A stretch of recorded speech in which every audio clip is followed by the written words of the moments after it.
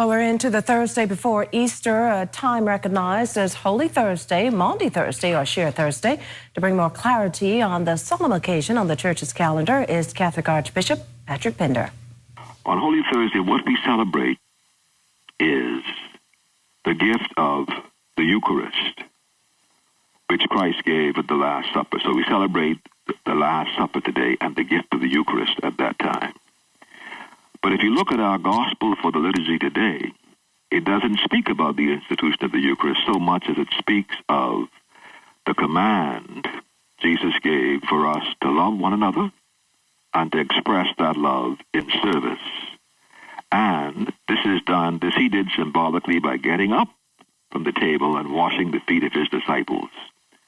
Liturgically and ritually, we reenact that on this day, to bear in mind that as disciples of the Lord Jesus, we too are called to love one another and to express that love by our service of one another.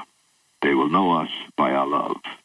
And of course, at this time, at this point in time, not only in our country, but certainly in our whole world, this need to show that love for one another couldn't be greater. It certainly couldn't be greater.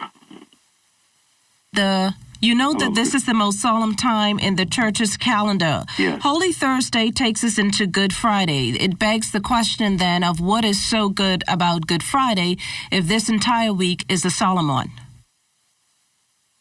If this entire week is? If this entire week is a solemn one in the liturgical calendar. What's so good about Good Friday?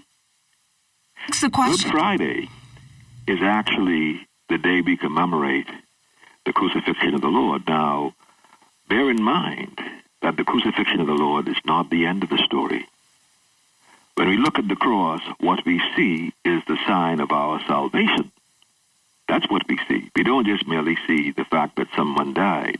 We see the fact that by passing through the doorway of death, he entered a resurrected life and has actually invited us to join him there, and we do symbolically by our own baptism.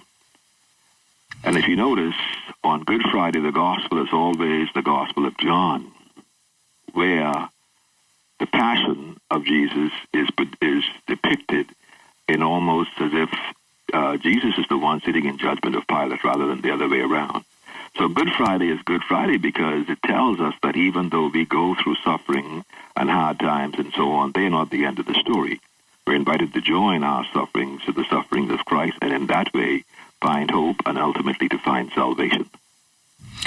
What do you say, Bishop Pender, to those who have become despondent during this period, charging that the virus, COVID-19, has really canceled Easter?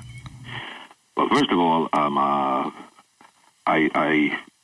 do not accept that the COVID-19 has canceled Easter. I believe that one of the things we have to accept is that there are a lot of emotions that run through us because we feel out of control at this time. We feel as if actually we are beset by an enemy that we can't see that's more powerful than us and that's threatening us and could perhaps in many ways harm and even kill us. But I think that what's important for us to remember is that there are many aspects and dimensions to our faith. And one aspect and dimension of our faith is that it gives us hope in difficult times. And these are the difficult times when that hope in our faith is to come to the fore. And that hope is founded on the resurrection of the Lord, which is what we have come to celebrate at the present time. And so all those emotions that course through us, whether it be fear, anxiety, uncertainty, all those emotions that course through us, we should bring to our prayer and ask the Lord to accept those emotions in us and to lead us through this hour of darkness. It's in a very real sense. That 23rd Psalm is speaking to all of us now. We're walking through that valley of the shadow of death.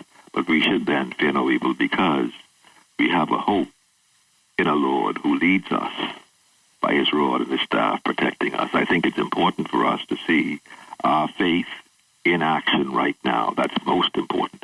And of course, also to express it by giving words of encouragement and affirmation to all those who are around us. We are like those disciples with Jesus in the boat. Everybody is afraid, but we're there together. The presence of the Lord calms us because there is the hope that whatever the difficulty is at the present time, this is not the end of the story. Now, it's important for us to bear in mind that faith is not foolishness, okay? We have to pay attention to the wisdom that we have been given in medical science and in public health and all those who deal with epidemics like this, and understand that the instructions we're given to stay indoors, to practice good hygiene, to practice good mental hygiene, all those things we have to exercise as we work our way through this.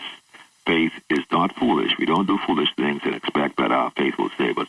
Faith actually, though, drives out fear, the fear that naturally comes when we feel that we have an invisible enemy seeking to destroy us, as we have now with this COVID-19. But in the end, we should realize that the Lord who created us in love, and in the most difficult times such as this will redeem us. And that's an especially important message for us to keep in mind as we now come to celebrate the very core and foundation of our faith in the Easter Triduum, Holy Thursday, Good Friday, and of course in Easter.